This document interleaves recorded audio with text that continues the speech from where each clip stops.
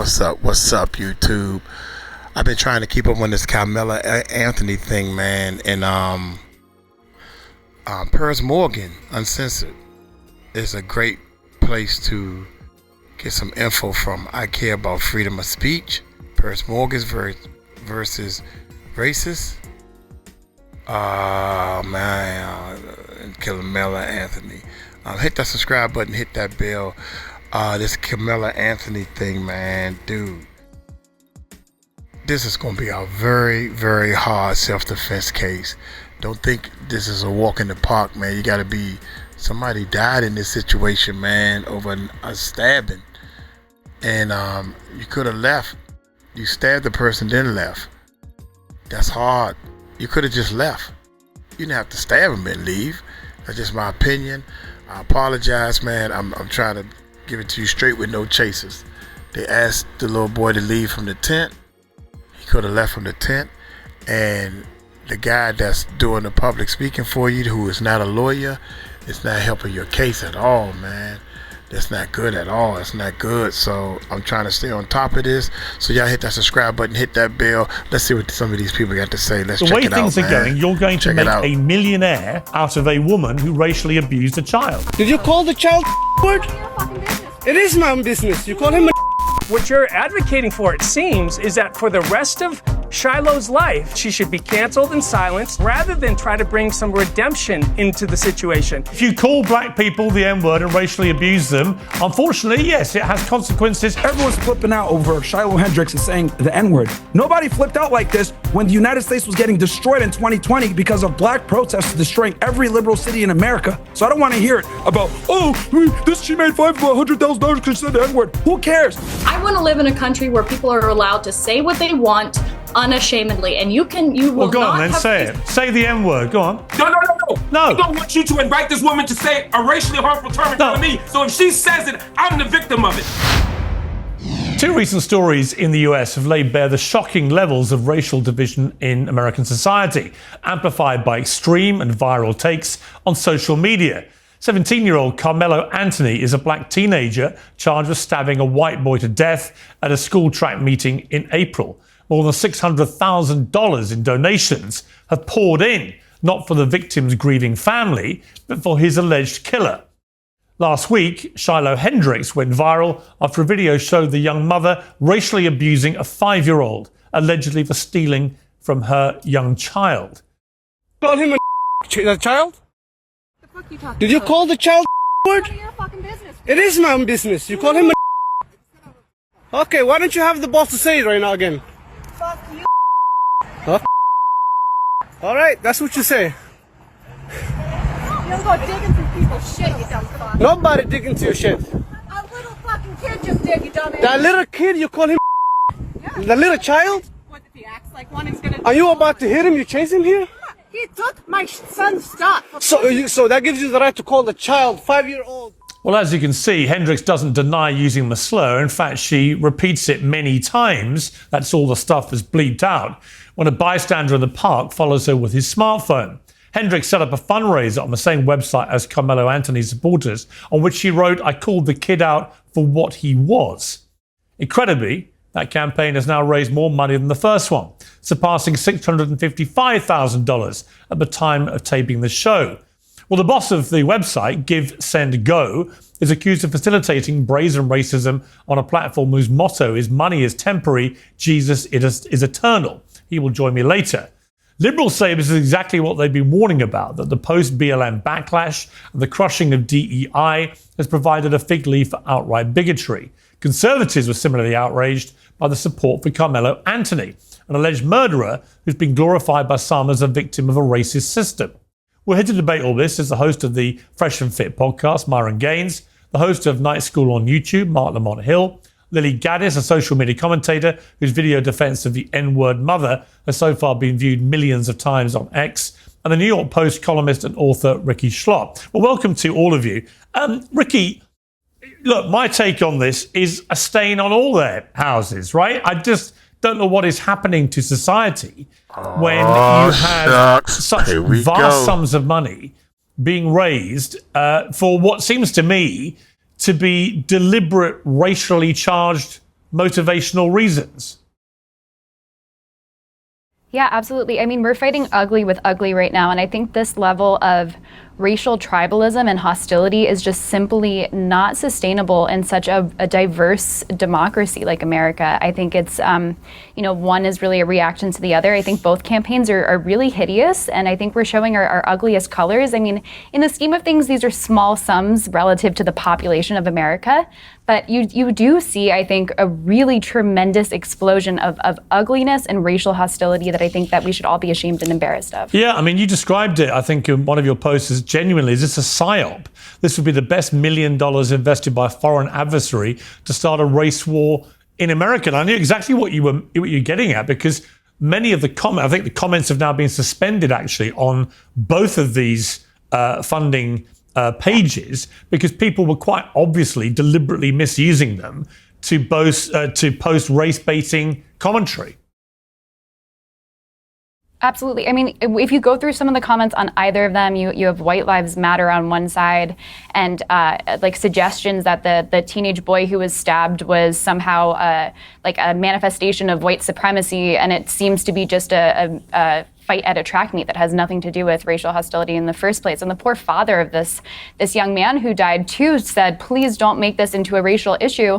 And yet on his own Give, Send, Go campaign, there are comments after comment saying this is White Lives Matter, we're avenging against Carmelo Anthony's family. I mean, on all ends, this is ugly. I think that it's really co-opting the charity and giving community. I mean, I feel bad for the fundraising platforms, because I don't think this was the intention originally. But unfortunately, I think that people are really starting to take over good intents and the charity industrial complex to make it into a victim industrial complex. And it's really sad to see. Well, we're going to have one of the founders of the Give, Send, Go site a little later in the program. But Mark Lamont Hill, you were shaking your head there. I mean, what's your take on this? I already saw that.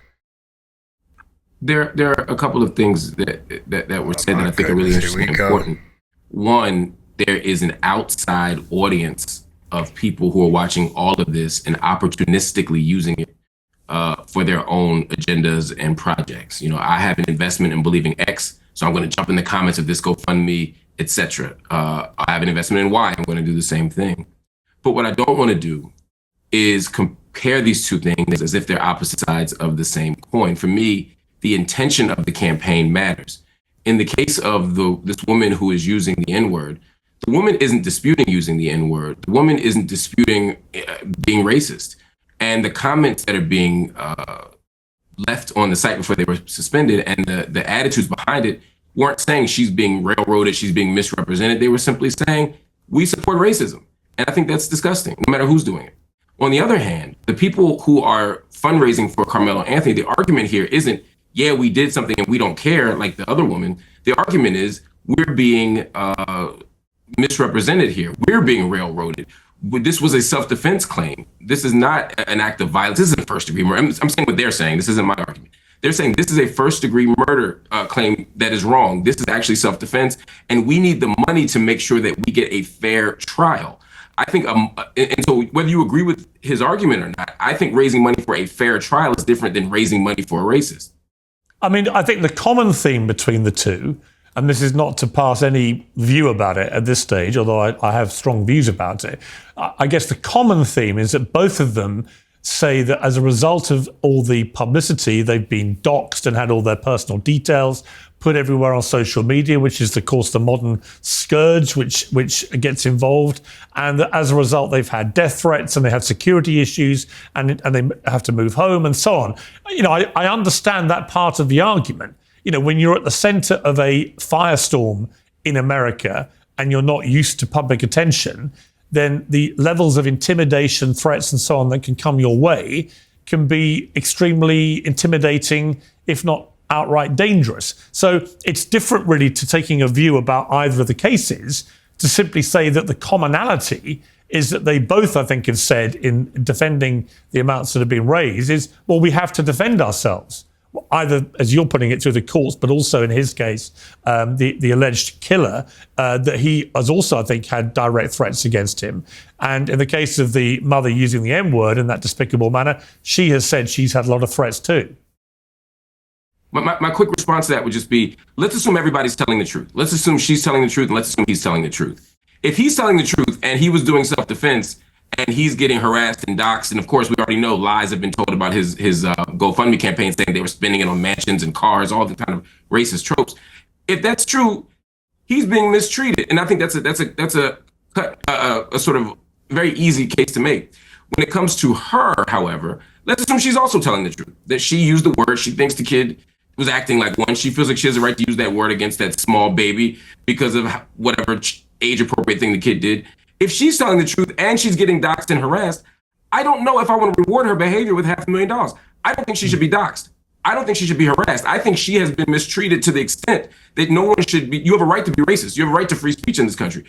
But I'm not donating money for it, and I feel a lot worse about her GoFundMe than the one for the person who's been railroaded. Yeah. Well, Lily Gaddis, you posted a defense of Shiloh on X. It's been viewed 2.5 million times, in which it was entitled, "White People Are Finally Fighting Back. Stand with Shiloh Hendricks." What did you mean by that? Tax day has passed, but for millions of Americans, that's where the trouble begins. The IRS is now... They say the IRS is applying enforcement pressure at thebanner.com/... Here we go. Here's the thing. White people have been under attack for years. It's been systematic racism. As much as black people and people of color want to talk about systematic racism in the United States, it's quite the opposite. They get preferential treatment when it comes to getting a job, when it comes to getting into colleges. White people, on the other hand, have been getting attacked relentlessly. Look at 2016 and BLM and all the riots. We just had to sit back and watch people burn down our cities and do nothing about it. So the way to fight back against essentially this anti-white hatred that's been systemically, ingrained in U.S. society is with white unity. We don't see white unity on Hang on. Okay, but hang on. Sorry, just to be clear, this has got nothing to do with anything you've just said. This is a disgusting racist woman who repeatedly spews the N-word, first at a young child and then at the person taking the video of her, does it with complete impunity, does it numerous times. We are talking about a bona fide, unquestionable racist. And so I don't understand why what you've just said to me bears any relation to white unity or anything that you've just said. She's just a racist.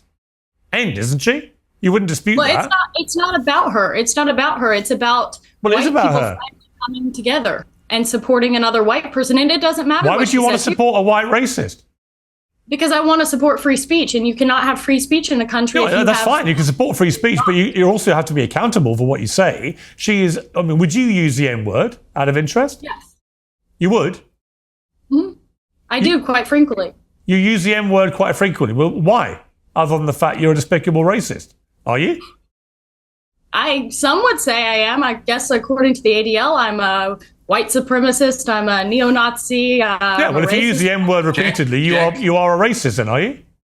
Sure, I'll embrace that. If that means forwarding, helping white people achieve freedom of speech, real freedom of speech, which, by the way, Shiloh Hendricks is being attacked on all fronts. They're trying to bring legal charges against her. They're trying to get her children taken away. So you were saying Carmelo Anthony, it doesn't matter. That's a different. Sorry, but just to be clear, you just said to me you use the N-word regularly. In what context? Do you use it with black people? Yes, if it's appropriate. When would it be appropriate to use the N-word? When would it be appropriate? Anytime I feel like it. So you're an unashamed racist. Correct. Well, do you understand that makes you a despicable human being? That's crazy. Wow. I guess so. I don't really care. Why are we not talking about Shiloh Hendricks? Why are we talking about? Well, actually, I think you've moved it on in this debate very quickly to your own racism, which explains why you've supported her in public and why you've got all these views. You see no problem with a woman shrieking the N-word repeatedly because you yourself are a despicable racist, and you've just proudly admitted that with a smug grin on your face, which is pretty horrifying, actually, for most people to have to watch. And shame on you. You're entitled to do it, and I'm entitled to call you despicable. Well, shame on white people for allowing themselves to be systematically discriminated against in the United States. This is our country. This is a country that should be. What do you mean your country? because I'm white and my Well, there are no black people in American history. Is that what you're saying? That they've all just landed in America, invading your white country? Is that your position? Mm-hmm. Well, I mean, they were brought here technically. Wow. Do you understand how dumb you sound? This is stupid. This is stupid and racist. And at some point, we have to ask ourselves, do we want to reward this kind of disgusting behavior by platforming it? I don't disagree, Mark. Listen, I didn't know she was going to say that. I don't disagree with you. No. Yeah. I'm with you. I don't think you knew ahead of time. I'm saying at this moment, someone who's saying technically black people brought up. No, technically Africans were stolen, enslaved, and they built this country. And the idea that you can justify calling a baby the N-word by saying that white people are losing the country is absurd. It's morally bankrupt, and it's honestly besides the point. I mean, all these are just distractions from the fact that she wants to justify dehumanizing and even animalizing a small black child. It's disgusting. What is it? Yeah, I never said that. No, but you may as well have done because you're just an unashamed. That's the implication of your racist. Let me bring in Myron Gaines because you've been smirking and laughing. What's funny about any of this? Well, I mean, I find it interesting that you guys want to virtue signal and wag the finger and say she's a racist and everything else like this. No, she admits she's a racist. Well, let me I'm not wagging a finger at anybody. She's self-identified as a racist. But Myron, with respect, Myron, I don't need to wag a finger when somebody says, yeah, I'm racist. I use the N-word against black people. I don't care. That's a racist. I'm not wagging any finger. I'm not accusing anybody. She is admitting it proudly. Even you can't defend that, surely. Everybody is racist to some degree. The reality is it depends on, a lot of people want to be politically correct. A lot of people want to sit there and say, I'm not racist at all. We all have biases. We all have stereotypes. We all make jokes. We all are racist to some degree. Now, how racist you are is a whole other situation, but everyone is racist. That's number one. Next thing I want to say. That's facts. That's facts. I think this Shiloh, Hendricks, and Metcalf situation is a microcosm of a much bigger problem. And that bigger problem is what I call systemic organized. And what I mean by this is for decades, we've had black people literally running around with black supremacy, committing crimes, not getting accountability for their actions, and then they blame the system for it. For example, George Floyd, criminal. Ferguson, criminals. Freddie Gray, criminal. A lot of these people are criminals, and what ends up happening is they challenge the police officer, they get into a physical altercation, things go left, they die, something happens, use of force is utilized, and then they want to cry about the result, when in reality, it's not the police killing black people, it's black people killing black people. And if you want to talk about black on white violence, black people kill white people 2 times as much. And on top of that, most of the shootings in America, a lot of the times, are white cops killing other unarmed white men. So this whole systemic racism or police brutality or, it's all so messed up. The reality is this. Black people have been able to get away with a ridiculous amount of privilege in America for a very long time. They're able to be racist with impunity. They're able to call white people crackers without being challenged back. And quite frankly, white America's had enough of it, and the chickens have come to roost. Now, look, am I saying that's awesome? Am I saying that's great? No, but for literally the better part of almost 2 decades since the Obama era, we've had to have BLM and liberalism shoved down our throats, and quite frankly, we're all tired of it. Right, but just to be clear, you would have no problem with one member of this panel openly saying she uses the N-word at black people with impunity and is proud of being a racist. You have no problem with that? My worldview on the protection of the First Amendment and freedom of speech overrides my personal feelings. She has the right to say That's fine. You can support the First Amendment, but you can also have a personal view about what she said. My feelings are irrelevant. The Constitution is the Constitution. That's what matters. Oh, that's fascinating. Hold on. So when it comes to chastising black Americans about their behavior, about calling white people crackers, as you say, about their moral claims about the racist system, you can levy a judgment against black Americans for all the things they do. But when it comes to this woman saying the N-word, and this other woman endorsing it and saying that she herself uses the N-word, now all of a sudden we can only talk about the Constitution and the legal right. We can't offer any moral judgment against it. That's disingenuous. And it's as the only black American up here, that's quite frustrating to hear. Here's the thing. If you want to be soft and get offended by that, that's your fucking problem, not mine. Let me ask Ricky. We're not even. Let me ask Ricky. Ricky, I want to. Wait a minute. Before, see, I got the right to cut them all. Hold on, because they about to go crazy. What he's saying is, we call white folks crackers and all that. Steve Harvey on his radio talk about white people. We have the right, as black people, we have a right for some reason, I don't know why, to talk about every race of people. We call Chinese people or Filipino or they white or them Chinese, them chinks and them wetbacks. So we can talk about all race of people and it's low key in public. Man, you see the white folks over there? You don't want to act like that with no white folks there. We can say all kinds of stuff about white folks. Man, you know, the white folks, man, they tripping. You know how white people do. You don't want to act like that in front of all these good white folks. Jokes. But when a white person say a black joke or anything about black folks, oh my God, shit born hit the fan. And that's all he's saying. That's all he's saying is, and that's all she's saying. They sick and tired of it, man. They gotta wash their mouth. Even at my old job, man, my white friend, I said, man, it's almost like they gotta clearly make sure that it's okay to talk about the B word. You know, they say, well, a lot of times black Afro-American, they try to sugarcoat it real hard, man. Yeah, that's all he's saying is that's not fair. I've been saying that for years. Well, here's the thing. If you want to be soft and get offended by that, that's your fucking problem, not mine. Let me ask Ricky. We're not even. Let me ask Ricky. This isn't about being soft any more than when you were desperately saving these white people. Hold on. This sensitive nature that you have is precisely why we have this problem. It's not about being sensitive. It's about I didn't articulate. Hold on. Let me finish, Myra. Let me speak and then I'll let you respond. Myra, sure. I didn't articulate any sensitivity here. What I said, in the same way that you levied a judgment against black people, I'm levying one against the claims you're making. I'm no more sensitive than you were when you made your claim. I'm simply saying I disagree with you. And to immediately jump to you're being sensitive is just a distraction. I'm making an argument here. Just respond to my argument. No. If you're struggling with sleepless nights and exhausting days, liberalism and show up ready for your family, your work, and your country too. Now, and my argument to respond to that is this. Political correctness, liberalism, and making sure that we are politically correct and don't use certain words could offend people is precisely why we're in the situation that we're in. For decades, we've had to literally tiptoe around saying certain things around certain people, while the other group of people has been able to have impunity and be able to be as racist as they want to be, as violent as they want to be, without any type of consequence. And if you call it out, you're labeled a racist. The reality is this.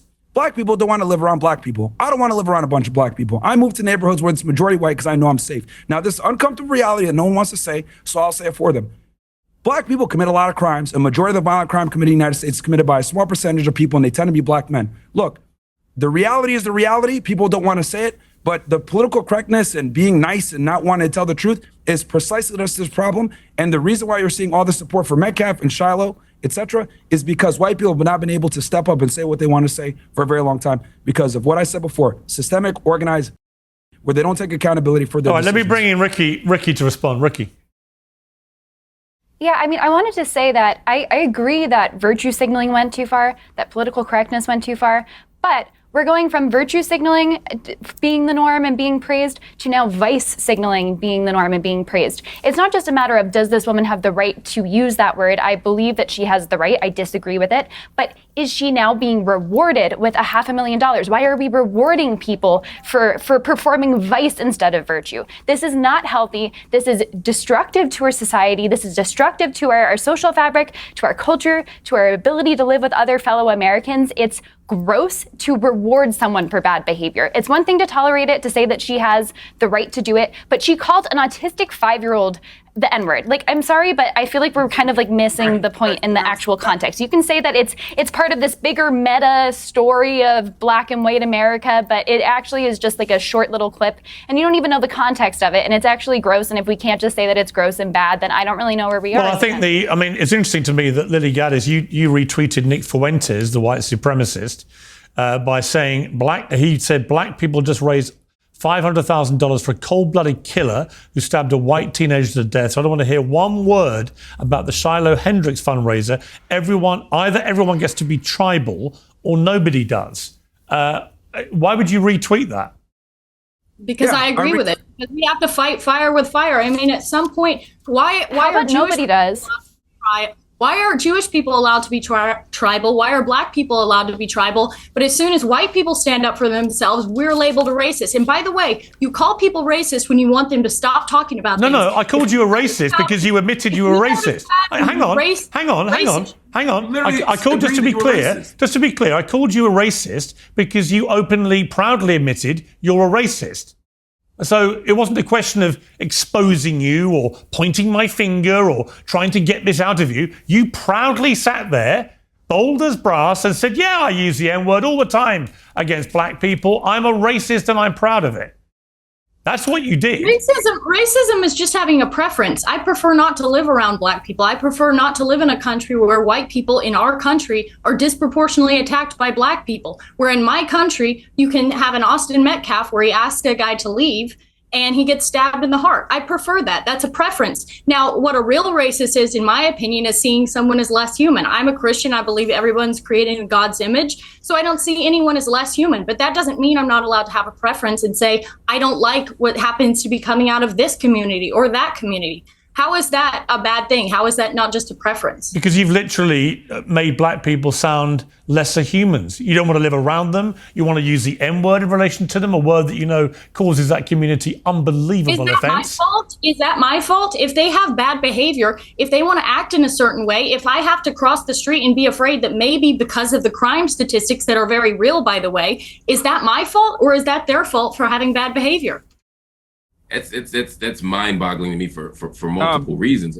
I mean, we're talking about bad behavior. You know, we've never lynched you, we've never enslaved you, we've never done any of the deep-seated structural forms of injustice to white people that white people have done to black people, and yet to claim some kind of moral superiority in the midst of, and again, in the context of a conversation where a white woman is calling a 5-year-old autistic child the N-word, and we're talking about black people's bad behavior. This is absurd. And the idea of fighting fire with fire, again, is a dishonest argument. Just to take us back to the point here, the people who are supporting Carmelo Anthony's campaign believe that he was wrongfully charged and they're trying to get him legal defense. The people who are defending this woman are saying, yes, we know you called the 5-year-old autistic black child the N-word, and we want more of it. We approve of it. We support it. These are not the same thing. And it's bonkers to me that we couldn't all stand and say, hey, it is wrong to call a 5-year-old autistic black child the N-word. I mean, Myron, let me just ask you that question. I think this is a yes or no question.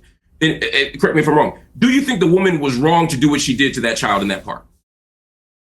I don't approve of that. But what I will say is that it's very important to understand the entire context of what led us to this position. Because again, Metcalf and Hendricks is a microcosm of a much larger problem. Earlier, we were talking about tribalism when you were mentioning Nick Fuentes' tweet. Here's the thing. Black people could be as tribal as they want to be. You have people like Tariq Nasheed, Dr. Umar Johnson running around about black power and marry black women and keep it in the hood and all this other stuff. But if white people assemble and say, you know what, white power, we need to keep our nation white, they're immediately ostracized and labeled as supremacists, and they get banned off every single platform. I find that interesting. And matter of fact,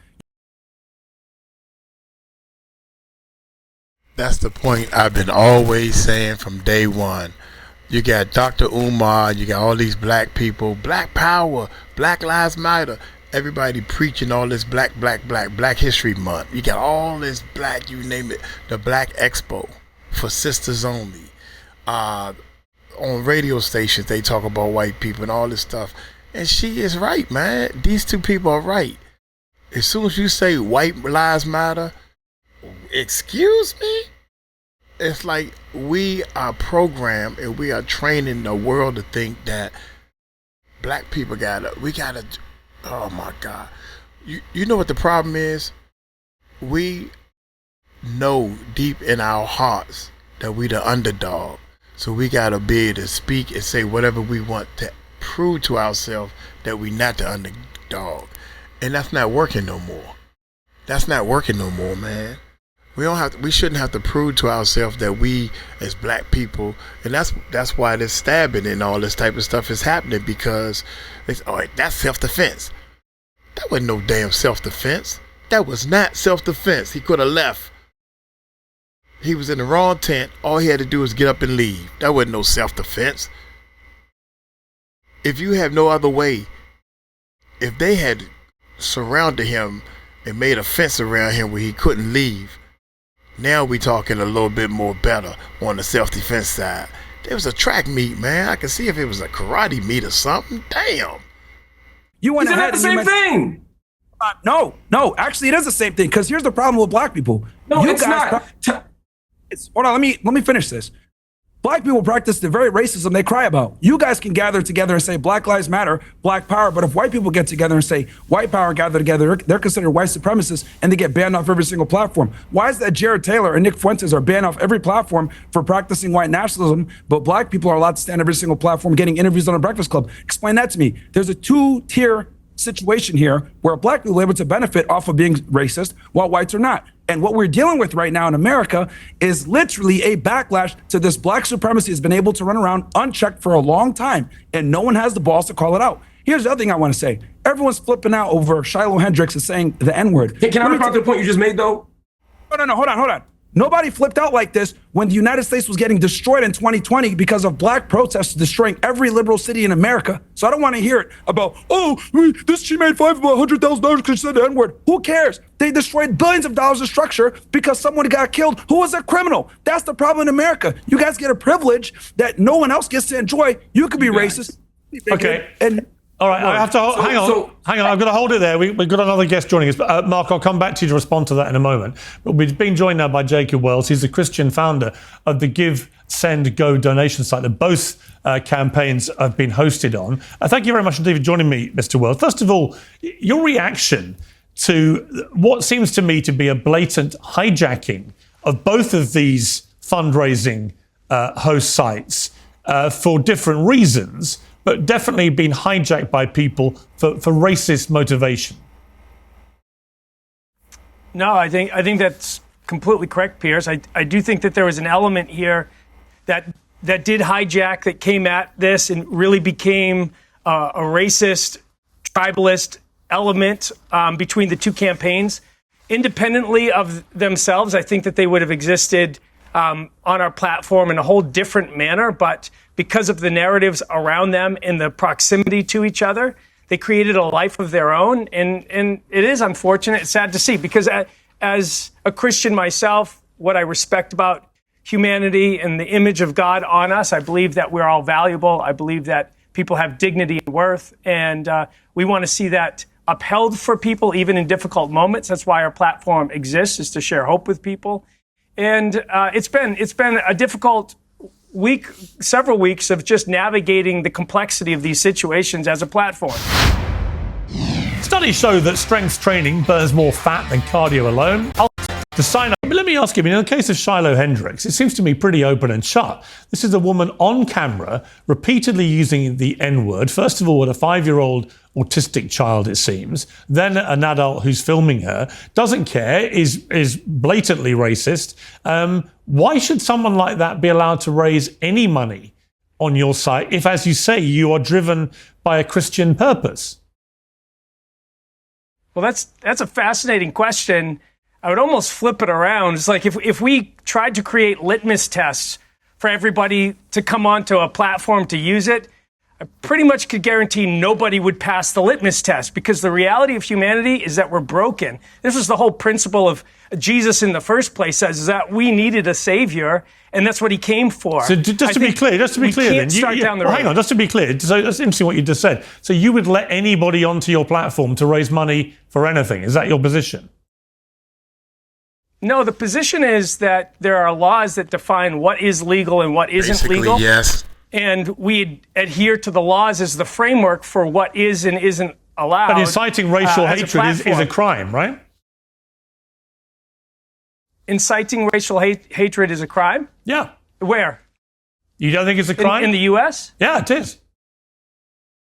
I've never seen that as a law on the books, but it is. That was part of the reason. I'm not even American, and I know it's a law on the books. You're not allowed to incite racial hatred or violence against ethnic groups based on their ethnicity. What could be a more glaring example than someone on camera calling black people the N-word? Violence and words are two different things, and we do make a distinction of that in America. They are very clearly different things. I don't know of any law I'd be happy for you to inform me with what that law is, because I don't know everything. I'm happy to admit that. But as has already been mentioned on the show earlier, there are needs that exist outside of the reality of that moment for Shiloh. I don't condone the behavior. Obviously, we didn't see the actual behavior that was accused in the moment. What we saw was the aftermath of a kind of baited moment. Yeah, but she carries on using the N-word to a black person with impunity. That's a racist. Yeah, well, she might have some racial elements. I don't know. I don't know Shiloh some personally. Racial elements. She uses the N-word repeatedly to a black man, and she doesn't deny having just used it to a 5-year-old black child. I'm not sure what more evidence you need that this person's a racist. And my question for you is simply, where is that line for you? You say it's the law. Well, but if somebody is literally raising hundreds of thousands of dollars to support them because they were blatantly racist, I'm just curious how that fits with the Christian ethos of what your side's supposed to be about. Well, it fits actually very well, because we can, like I started to say, we don't operate on a litmus test of your past behaviors as far as the services that you get to provide. The moment that you start walking down the narrative that we're not going to provide you electricity, water, because we don't like you, the structural elements, the movement of money, which is a basic element to society. So let me just ask you this. So if someone was being blatantly anti-Semitic, for example, right, would you allow them to raise money on your platform to defend themselves over their anti-Semitism? We sit in a very interesting position as a platform in trying to navigate the complexities of these issues. Yeah, so what's the answer, though? What's the answer? You can say things. Well, I'll say historically, we've stood on that principle of saying we're going to allow things that we disagree with. Okay. And we've allowed things that we completely disagree with. Do you allow people platform. to do pro-abortion? Do you allow pro-abortion fundraising? Actually, there's two caveats to what Give, Send, Go has carved out, and one of them is it's broken into two pieces, but it's the protection of children. So we say we're going to protect children because they don't have a voice. So we're not going to allow fundraising for abortions on Give, Send, Go, and we're not going to allow fundraising for the transition of children. Okay, but what about a 5-year-old child what about a 5-year-old black child being called the N-word? What about that? Where does the protection for that child come in? Well, that's their parents' responsibility. That's like if my child, and I have several children, if my child was called something bad, I would take my child aside and I would tell them. But you just said that one of the caveats. You just said one of the caveats for Give, Send, Go is the protection of children. You talked about the transitioning process. You talked about abortion, which is obviously your Christian perspective on that. And I'm simply saying, why doesn't it include children being racially abused? Why is that suddenly the parents' responsibility, not yours as a platform? No, because there are campaigns that exist on Give, Send, Go. Well, look, let me just spell it out to you. The way things are going, you're going to make a millionaire out of a woman who racially abused a child. And if your caveats are for that's protection... incorrect. Well, hang on. Well, you are. No, I'm not. Because, one, we're a platform. We don't make donations to these campaigns. These are individuals that are making donations. This person will become a millionaire because of your platform. No, it's not because of our platform. They could send checks and they could send money a million different ways to individuals. But they're using your platform avenues. And you've already said to me you carve out things because you want to protect children. I'm just curious, why is racially abusing a child not one of your carve outs? Well, what the campaign is fundraising for. So we have to make a distinction between what happens on Give, Send, Go and then what happens outside of Give, Send, Go. Because we can't police everything that happens outside of Give, Send, Go. All that we can police is what happens on Give, Send, Go. So the two instances that I gave were about campaigns that if they were created on Give, Send, Go, that we would, for those scenarios, we would prevent. But things that happen outside of Give, Send, Go, we can't police around. So does someone have the right to raise funds for their security, for their protection, because they've been doxxed, because of a snapshot moment, because everyone has a camera in their pocket. And today, we can see the outworking of this. 3 years ago in New York City, in the middle of the city, there was an altercation between a woman and a black man over bird watching and dogs. And her name was Amy Cooper. And to this day, 3 years later, she hasn't been able to find a job. Because she made a bad mistake, saying the wrong thing in a particular moment she where racially a camera was abused pulled him. out. She racially abused him. If you racially abuse people, you are made accountable for your actions. So for the rest of your life, the rest of your life, you're shut off from society. If you call black people the N-word and racially abuse them, unfortunately, yes, it has consequences. Probably for your professional life, I'm not saying, for the rest of your professional life. No, we understand that there are consequences. Yeah. I understand there's consequences. What I'm saying is what you're advocating for, it seems, is that for the rest of Shiloh's life, she should be pushed into the recesses of society, and that she should not have a voice, that she should be canceled and silenced. This is what drives people to suicide. And it's this cancel culture mantra that thinks that the best way forward as a society is to cancel them rather than try to bring some redemption into the situation. And for Give, Send, Go, our purpose and our hope is not that we agree with every single campaign. It's why we started a prayer team at Give, Send, Go. We actually call every campaign owner and we pray with them. And we actually talk them back from the ideological edges that they find themselves in by saying, you know what, there's a God that loves you. You don't need to get into this tribal space. You need to focus on rebuilding that relationship with him, because that's the fabric for a principled and moral nation. Here's the flaw with Shiloh. Here's the flaw with Shiloh Hendricks. She, in her message left on the donation site, it goes on, sentence after sentence, playing the victim. She never once mentions that she repeatedly used the N-word. It doesn't exist in her description of the victimhood statement she puts out there. So it's incredibly disingenuous, because people who read that will not realise, if they don't know the story, that she racially abused a child and then an adult in a most horrific manner. And I'm curious for you, as a company, you take, I believe, tips and donations from each of the donations that come in. Is that how the system works? The system works on voluntary donations. Okay. So the only thing that we receive as revenue from of the $600,000 plus that have now been raised for her, how much have you guys made, Give, Send, Go, from that money? Presumably you know, right? I actually don't know. I haven't kept track of what the donations to that campaign in particular to Give, Send, Go are. Do you feel comfortable? You feel comfortable making money out of that? What I feel comfortable doing is last week flying out to Detroit, Michigan, and stepping into somebody's brokenness who had a campaign on Give, Send, Go because their car was stolen and another car was in an accident, and they found out that their 3-year-old had cancer. Well, that's and a different story. It's a different story completely. And it's a completely different story, but it's a reality of what we use the funds from Give, Send, Go for. The bottom line is you're making, I don't know, tens of thousands, maybe more, out of a particular part of your site that has been set up by a racist who was proudly racist on camera repeatedly. And you say you want to protect children, but the reason that she is so infamous is she originally, in that exchange, racially abused a child. And you might laugh and smirk and smile, none of but us, I don't find any of that funny. You keep jumping.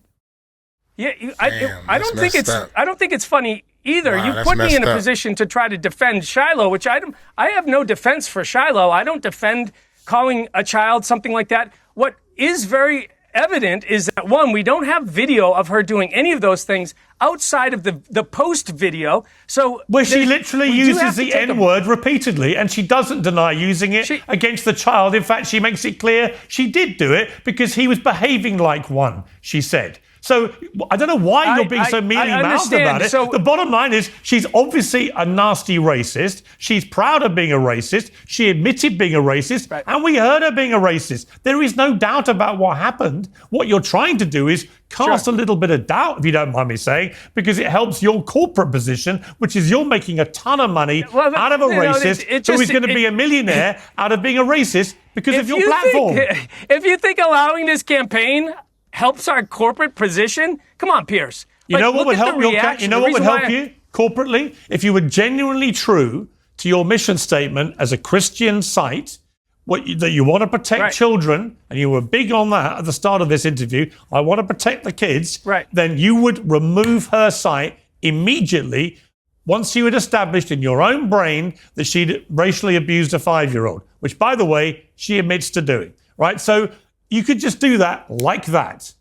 Yeah, that's facts. That's facts. Yeah, no, we could do a lot of things, but in the country that we live in, there are certain fabric elements that make this America what it is, and they need to be defended. So is free just speech because one people of them? have upset feelings. Free speech? Free speech, freedom of expression. Really? And yet, how odd? Because, Mr. Wells, unless I'm mistaken, you have now removed the ability to comment and removed all the comments on this particular donation site, haven't you? Where's the free speech rights of those people who commented? Or are you just a hypocrite? No, well, recognize what free speech is. Free speech is a prohibition against the government enacting laws to prohibit your speech. You literally just made a speech talking about freedom of expression and free speech, but you have removed all the comments from here. Why are you suppressing and censoring people's right to free speech to comment on these sites? We have, as a private business, the right to operate our business the way that you have the right to suppress free speech. I don't dispute it. I'm just curious why you pretend to be this great defender of free speech when you're literally doing the opposite. No, what we saw very clearly in this situation was a campaign for Carmelo Anthony, and on the back of it, a campaign for Shiloh, and they were competing off of each other, and they were in a cycle of vitriolic tornado of sorts, and we said we need to put some calming effect on this by removing the back and forth element that's going on in this particular situation. It wouldn't necessarily have happened if these campaigns were completely independent, months, years apart from each other. But as a Christian, because I'm told that the Give, Send, Go site for Luigi Mangione, who we saw allegedly executing a healthcare boss in cold blood. I don't think there's much allegedly about it, but we'll let the process take its course. He's got nearly £1 million for his defence via your site. And, it's sort of odd, isn't it? Is it not an inconsistency in your Christian position on this? That on the one hand, it shows your lack of understanding what Christian faith actually stands for. Let me ask you the question. On the one hand, if you want anything pro-abortion on your site, that's a no-no because you're all pro-life. And yet, on the other hand, you're helping a bunch of alleged murderers raise millions.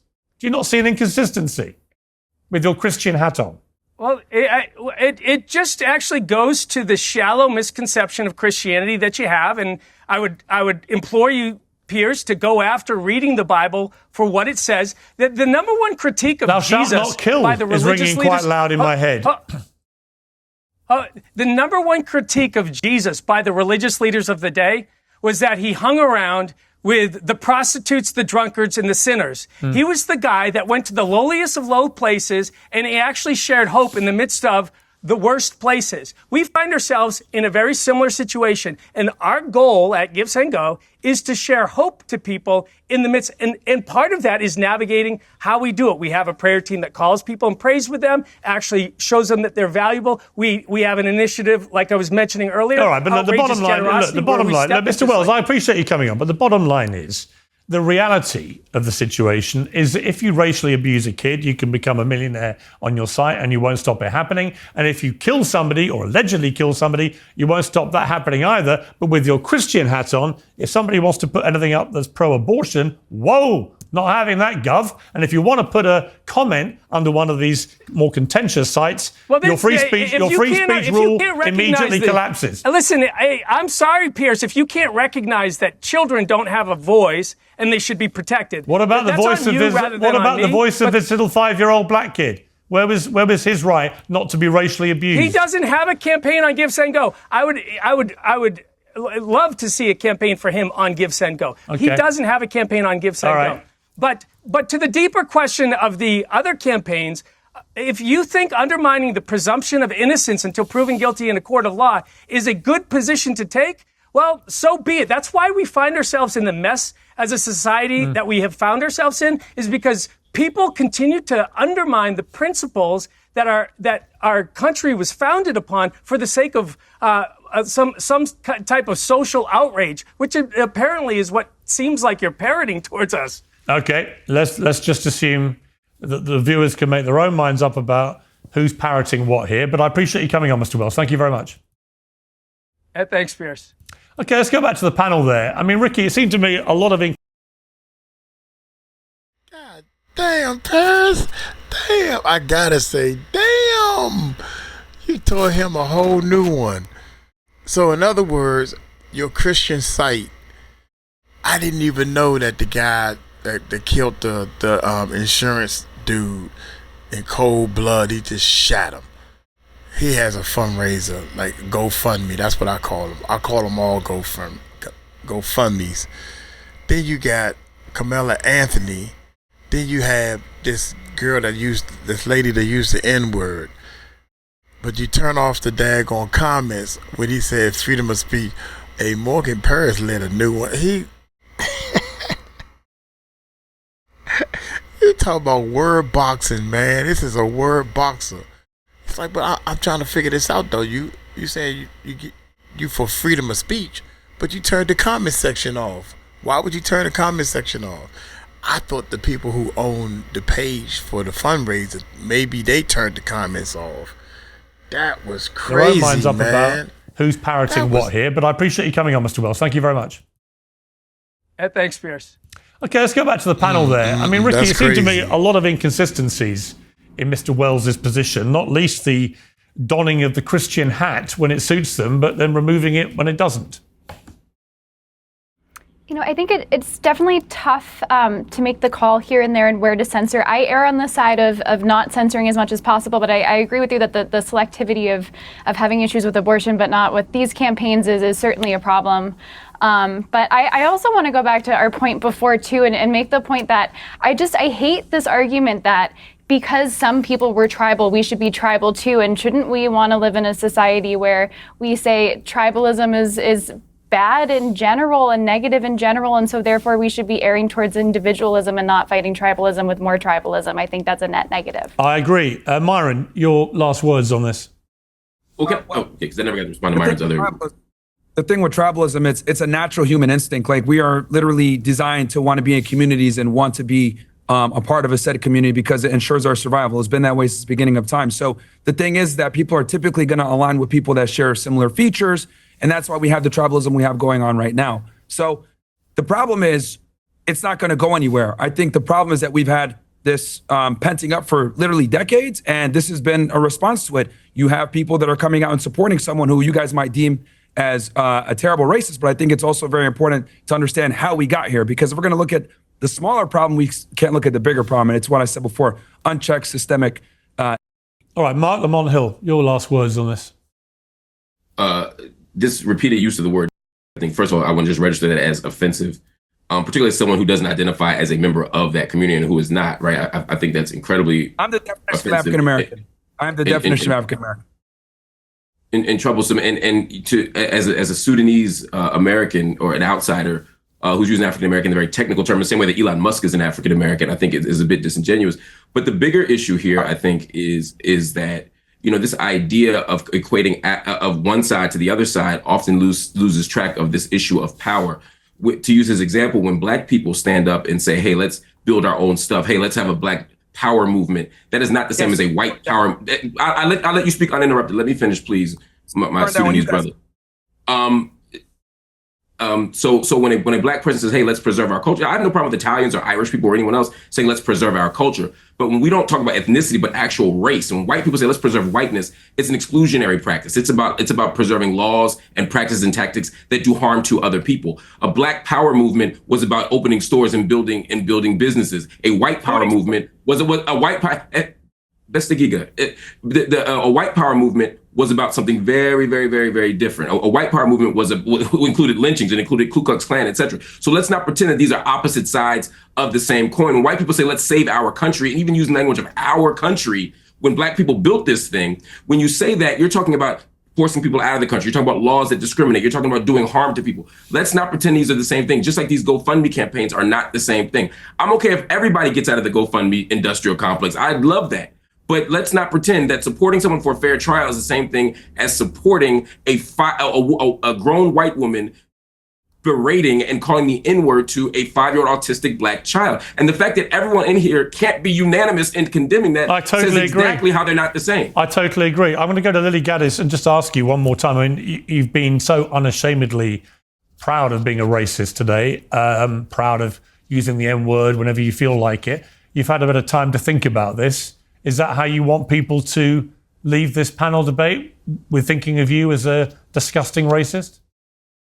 I don't really care what people think about me. As long as you care about what people think about you, you have no power and you lose your country. What I care about is freedom of speech.